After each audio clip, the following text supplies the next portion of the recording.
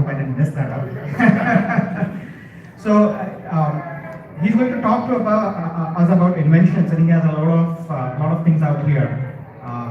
We'll have a Q&A as well, so if you have any questions, we can take it at the end if we have time. We have about half an hour before we close the session. So without much ado, I would like to invite you, Jaden. Good afternoon, everyone. Good afternoon. Good afternoon. Good afternoon, everyone. Good afternoon. There we go.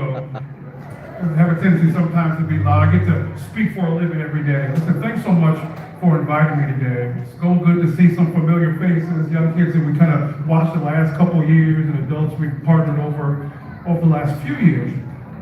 This is my third presentation today, just talking about history, where we stand from. I'm born and raised here in the city of Aurora, to a single mother, the housing projects here. Some of you know the mayor exceptionally well. The mayor raised by a single mother and another set of low-income housing. We grew up together. I'm a former teacher, middle school teacher. I'm a former principal and a school district administrator with East Aurora Schools for 10 years. And for the last 10 years of my career, as of last Monday was my 10th year anniversary, I've been the spokesman for the city of Aurora. When you look at February as Black History Month, it's an opportunity to shine a spotlight on the contributions of African Americans, yes, but of Black people all over the world. And so while I think the popular politically correct term is probably African Americans, when we talk about Black history, what I do is just simply the term Black. Because when you speak of men like Nelson Mandela and the great work that he did in Africa, we can't talk about Nelson Mandela as an African American because he was not. And so when we talk about Black people, it becomes just the wholeness of it all. When we connect in Aurora, we say one Aurora. Our Black community, our Latino community, our Asian community, our East Asian or Indian community, and the mayor really went to focus on the oneness of us all. I'm a former teacher as well, professor as well at Lewis University. And when we talk about culture, I see so much connection between African culture and traditional indigenous Latino culture, indigenous Native American culture, and Indian culture, from the dances to our foods, to the colors, to the way that we have faith and serve. It's so much connection, the oneness of it, and that's the beauty of it all. Now what's difficult then for, I believe, Black people here in America is that when we talk about Black history, we have a tendency to talk about just some of these individuals alone.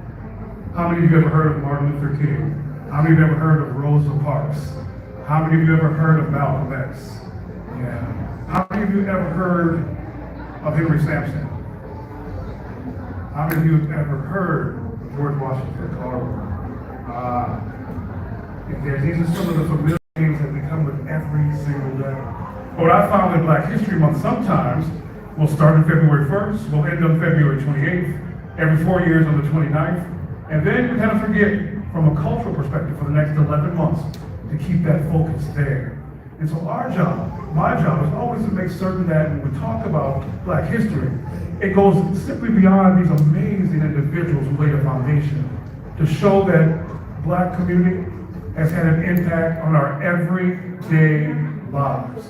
Whether you're Indian, Asian, white, Black, Latino, when you look at the contributions of Black inventors, Black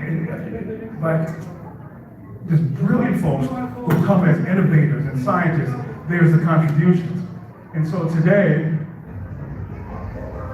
we're talking about the Black influence. 365 days, 24 hours a day, 7 days a week, and that impact that it has on your lives every single day. And you say, hey, Martin Luther King was great, Rosa Parks was great, Harriet Tubman was great. That's really not my personal story, but I respect the culture, and in February we're going to celebrate. That's incredible. But if we're going to be one true, genuine community, we need to expand beyond that. And then look at how we show that the interconnectedness. And every single day I wake up, every day I have a routine at home as well as you, there's an impact of a Black inventor in your life, in your house, every single day. And that's the power of Black History Month to me, to lay the foundation, and we move beyond that.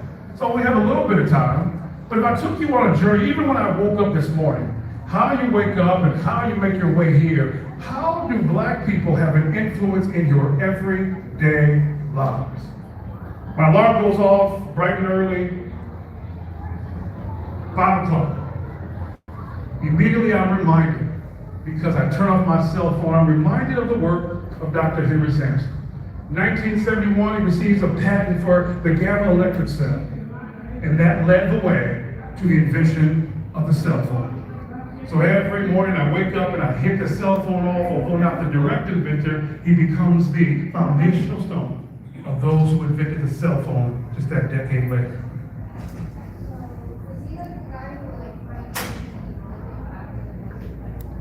He specifically pioneered the gamma electric cell itself.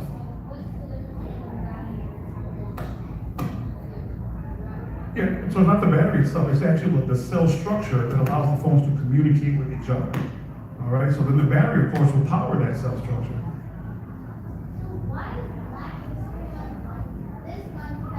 She said, why is Black History Month on this month, February? For a number of reasons. Carter G. Woodson founded Black History Month in 1926. And he founded, first one was Black History Week. 50 years later, 1976, the bicentennial of America became Black History Month. But he wanted it in the month for a couple of reasons. One, it was the birthday of Abraham Lincoln in the month of February. And as we know, Abraham Lincoln had a direct connection to freedom of slavery. We can go all into that, a whole other story. But Carter G. Woodson wanted to honor that holiday during that month. He also really loved George Washington Carver and his foundation, his inventions, who also has a birthday this month. So that's why February became Black History Month. After I turn off my alarm, one of the first things I do is coming back and thinking, click that works here. I gotta come a little closer. Flicking on the light. And every time I turn on the light, yes, Thomas Edison may have invented it, but it was Louis Latimer who invented the filament that allows the light bulb to last longer than just a few seconds. And so I turn off my alarm, I'm reminded of a Black inventor. I turn on the light to get out of bed, I'm reminded of a Black inventor every single day, just like many of you. This morning my house was a little bit cold, and so I opened the door to my bedroom. When I touched the doorknob, I'm immediately reminded of the invention of Osborne Dorsey. Way back in 1870 when he invented the first doorknob latch here in America. Black history every single day. As I opened the door, it's a little bit warm in the house, and so I then went over to click on the air conditioner just a little bit. And when I turned on the air conditioner, I'm reminded of my own history, the history of Frederick McKinley Jones and his invention of the air conditioner and the refrigerator and so many other, the mobile refrigerator, the mobile air conditioner. The history that lives every single day. Then I'm reminded, as I decided to clean up this morning a little bit, I started to sweep the floor. I then took the trash and I put it in a dustpan, and the history then taught me, my goodness, Black history right here every single day. And this invention by Mr. Lloyd Ray, the dustpan. Some of you like to use this when your parents make you clean up. After I swept the floor, what do you do after you sweep the floor? Mop the floor, clean it just a little bit more. And I'm reminded of the invention of Thomas Stewart. The mop was already invented, but he specifically invented the self-wringing mop so that you didn't have to put your hands in the dirty water all the time. Black inventions. Now I'm 15 minutes, 20 minutes out of the bed, and I've already been impacted by the inventions of at least 5 Black people. Not just during February, but every day of the year. I've been reminded as I work my way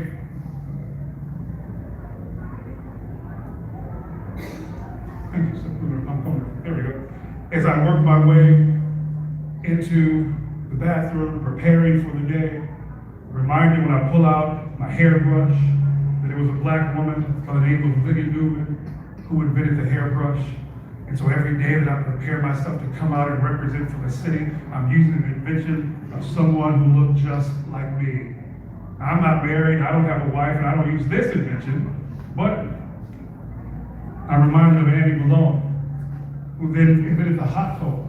So all you beautiful ladies who use the nice hot comb here, invented then by this beautiful Black woman in 1920. And yes, you can put it on the fire, and eventually became electric, but another invention every single day. Now when I personally get ready to move on, I like to make sure my beard looks nice and my hair looks nice. And so one of my good friends, Calvin Quash, Way back when we were in college, he wanted to do something a little special and invent specific hair conditioner that would help the beards of black men or men of color. So I made Scotch Porter. So every day when I get up and I get ready, I'm not only reminded of a past black inventor, but one who is currently alive. And we kind of knew each other and grew up together. The inventions that are happening every single day. Let me take you really quickly through the rest of the day. When I talked about getting ready, you pull your clothes out of the clothes dryer. I'm reminded of the inventor, Mr. QT Sampson, who invented the clothes dryer. I take my clothes out of the clothes dryer and I said I need to iron them just a little bit. As I pull out the ironing board, I'm reminded of another black inventor, Miss Sarah Boone, who invented the ironing board. So I haven't even left the house yet, and my life is already impacted by 10 different black inventors. That's history every single day. After I take my clothes off the ironing board, I say, oh my goodness, we're gonna get ready just a little bit. So I put my clothes on and I sit down in my chair, and I'm reminded of the invention of Nathaniel Alexander, who invented the first folding chair. As I sit down on the folding chair and I have my suit on, I get ready to put my boots on, I'm reminded of the invention of Mr. Maslin, who invented the shoe-lasting machine. Before he invented the machine, there was shoes that were put the sole on the shoe, you put the leather around it, and they would literally hand sew them. They could make about 70 shoes a day at the maximum of the factory. With his ingenuity, he built a shoe-lasting machine, and they could then produce 700 pairs of shoes a day. And so I've got my clothes on, the house is clean, and there's a constant impact of black history all around me every single day. Makes me proud to be who I am, come from where I come from.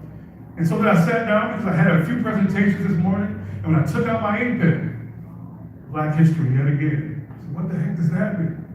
I'm reminded of the black man who invented the fountain ink pen, Mr. Purvis. And so as I write down my notes after I got dressed up and my house is clean and the lights are on, black inventions, I haven't even left the house yet. I sat down to write some notes and I got a little hungry, so I had some potato chips. I'm reminded of the black man, Mr. George Crumb, who in 1853, as a restaurant waiter, French fries were very popular. There was a person there being served, and he thought the French fries were too thick, so he told the waiter, I need you to shave them down just a little bit. He brought them back half the size. The French fries were still too thick. George Crumb went back, he kept shaving them down. About 10 times later, he brought him these little bitty thin potatoes. And the guy said, that's perfect. We're gonna like it like this. Immediately, that restaurant put in potato chips into their menu. The invention every single day that we see around us. As I left my house, much like many of you, we wanted to be safe. Love our city, but we still wanted to be safe. Make sure the rain camera was on, things were good. And as soon as I left my house, knowing it was secure, I'm reminded of Miss Marie Van Itten-Brown, the first person to patent the home security system using cameras. A black woman, 1966. And so now I'm able to leave my house, and I'm so extremely proud every day of who I am, much like you should be of each and every one of yourselves in your history. And as I get to my building's elevator, and I push the button, and I'm able to have the doors open automatically. It's because of the work of Alexander Miles when he invented the automatic elevator door opener. And now the history is there every single day. So I get into my car, much like many of you, and I pull out of the driveway. I'm gonna come over there. And as soon as I hit reverse to come out of the driveway, coming out to the community, I'm reminded, there we go. We just lost the feed there. I'm reminded of the work of Mr. Henry Spikes, who invented the automatic gear shift. And then as I got in my car and I made my way, and I get to the first stoplight, I'm reminded of the man who invented the first stoplight and the work that Garrett Morgan did out of Washington, D.C. to make traffic so much more simple. And so here I am, an hour or two away from waking up, 20 different inventions at least. The impact. It's not just about a month. It's not just about individual names. It's just about how do we impact the world. And that's what black people have done for every single day lives. And now as I take my trip around the Aurora, because it's also bigger than names that are in the past, as I take my trip around the Aurora, I drive by St. John AME Church, right down the road off of Viola and Bilter. It's the oldest black church in Aurora. It's the oldest black church in the western suburbs, founded 160 years ago. As I keep driving, thinking of the history of Aurora and how black people have made an impact. How many of you go to Indian Prairie School District 204? How many of you heard of Gwendolyn Brooks Elementary School? Gwendolyn Brooks, an amazing poet, an amazing author, the first black woman to win a Pulitzer Prize. Illinois Poet Laureate, District 204 named a school after her to honor her literacy. And so the pride is there, not just from the past, but the present. St. John Church, I go over to Indian Prairie, I see Brooks Elementary School. And then I drive down Farnsworth. How many of you heard of Cowherd Middle School? I drive down Farnsworth, and I look over to Cowherd Middle School, named after Mr. Henry Cowherd, the first black man ever elected to a school board in the city of Aurora, back in 1957. One of my mentors, he passed 6 years ago. But his name will forever live in a school that's named after him. And then I drive over by East Aurora High School. And East Aurora High School has the largest ROTC in the nation. And because they have the largest ROTC in the nation, they need to build a huge facility. And that facility is called the Pomponette Fieldhouse, named after Dr. Charles Pomponette, the first black superintendent of East Aurora schools and the first black superintendent outside of Chicago in Illinois. Then he went on to become vice president of Hampton University. And then I take a trip downtown.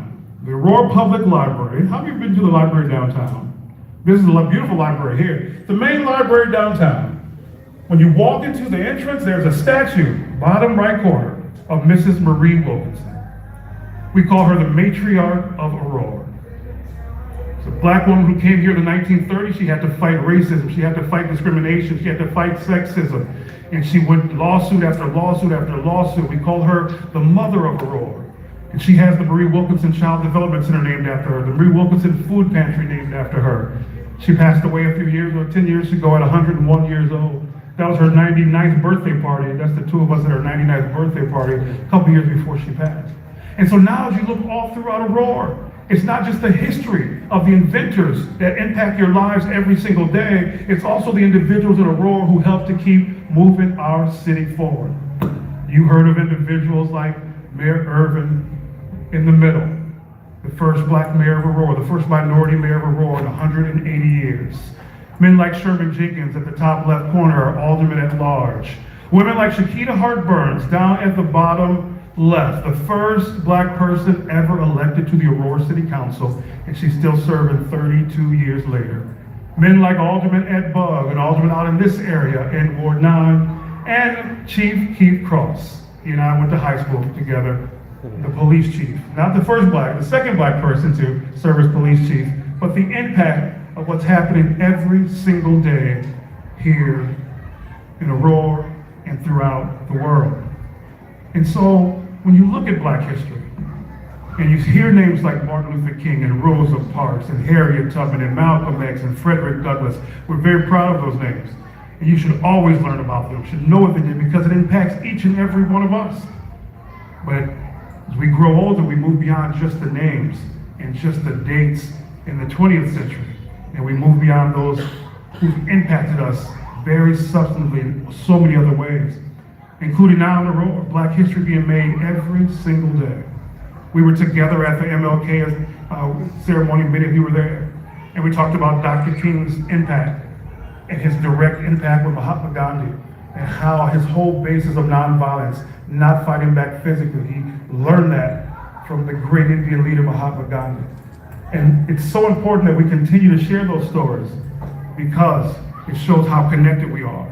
That yes, I may be black from America. Yes, you may be Indian from America. Yes, our skin tones may be similar, maybe not, but there's always some connection between each and every one of us.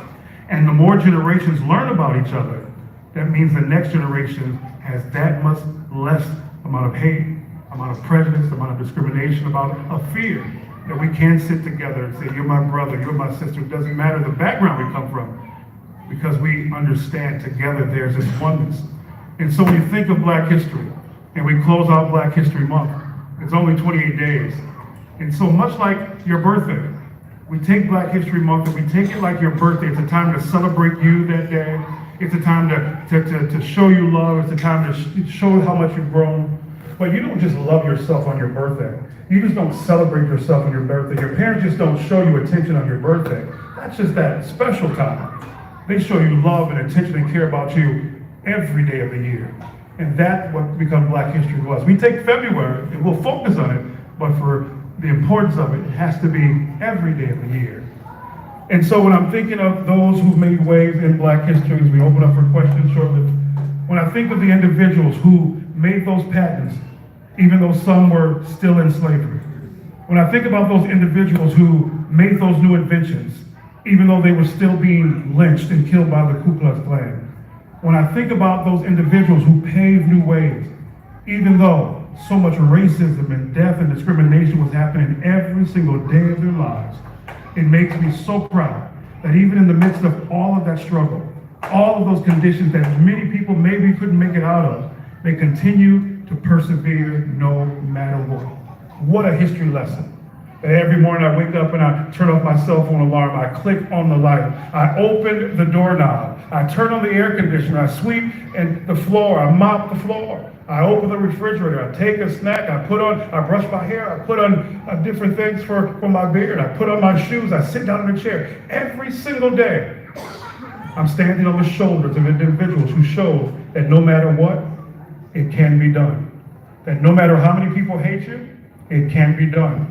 That no matter how rough the history was, it still can be done. That no matter how many people may look at you and judge you based on the color of your skin, based on your last name, based on your accent, based on your religion, no matter what, it can be done.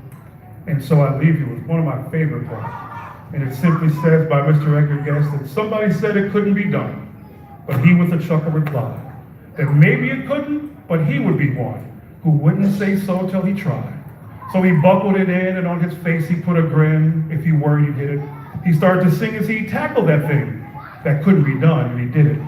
Somebody scoffed, "Oh, you'll never do that," because no one else had done it.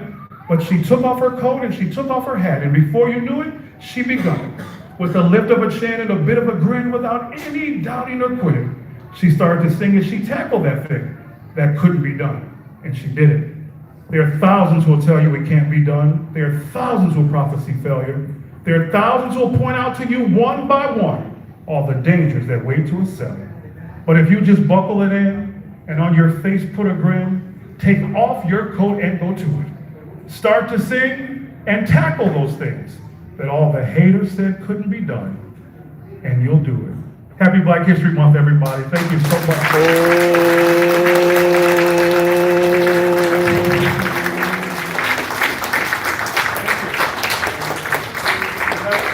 About 5 minutes of questions. 5 minutes of questions. Questions and thoughts? I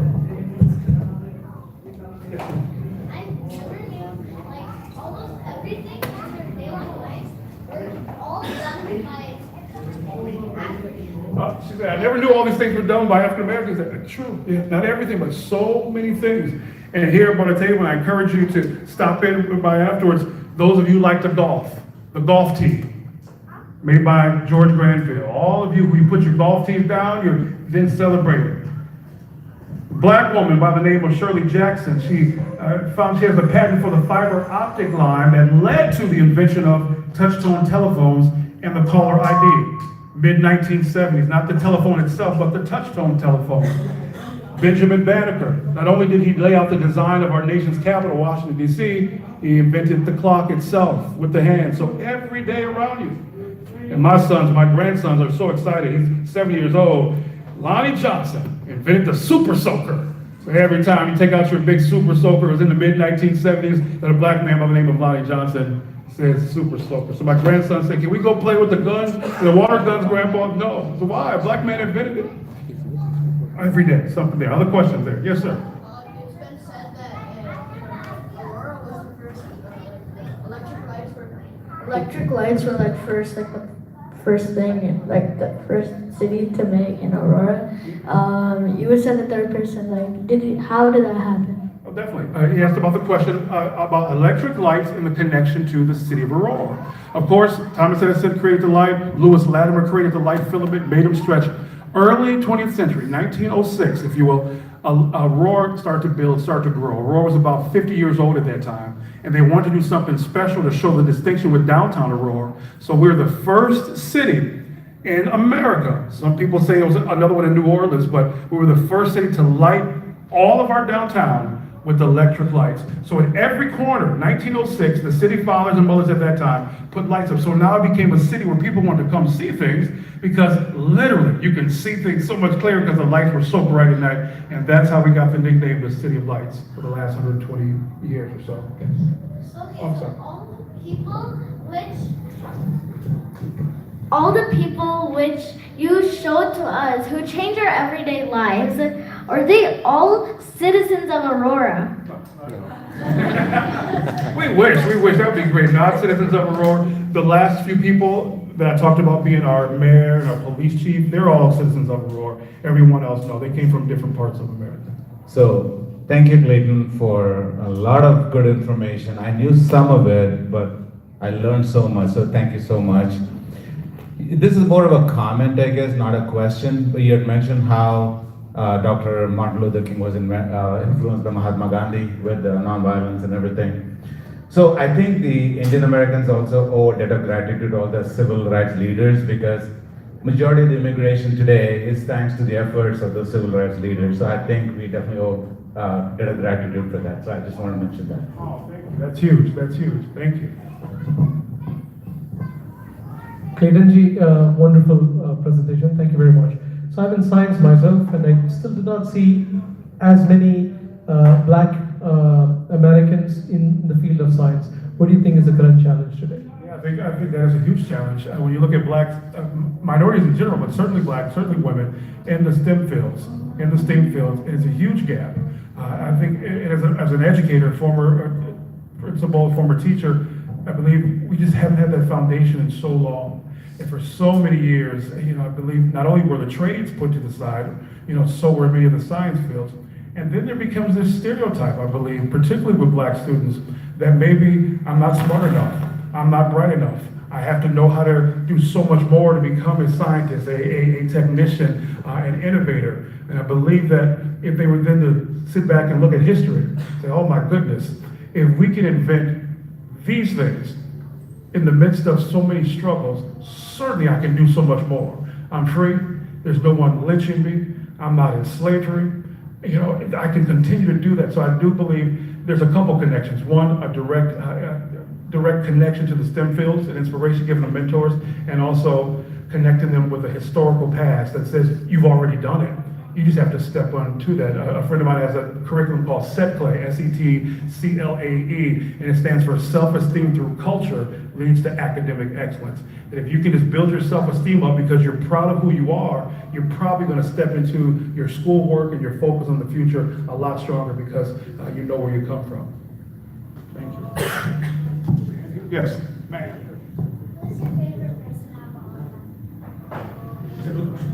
Who's your favorite person out of all of them?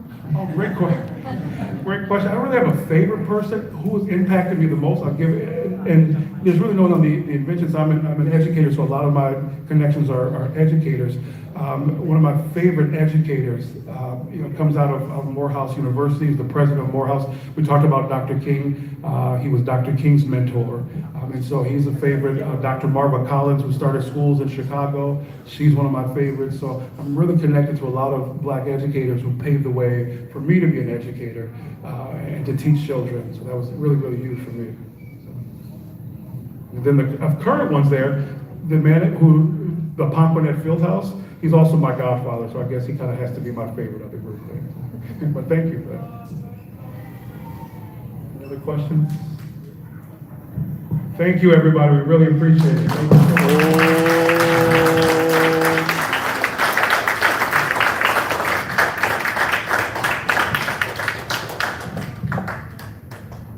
Thank you. Thank you. Clayton ji, as we say respectfully, Clayton ji. Thank you so much for coming here and helping us the inventions made by the black people. That's very intriguing, honestly. as a token of appreciation, I would like to present this to you, and we would like to continue the partnership the way we have been doing here. And thank you so much for your collaboration and your support to Hindu Swayam Sevak Sangh. Appreciate that.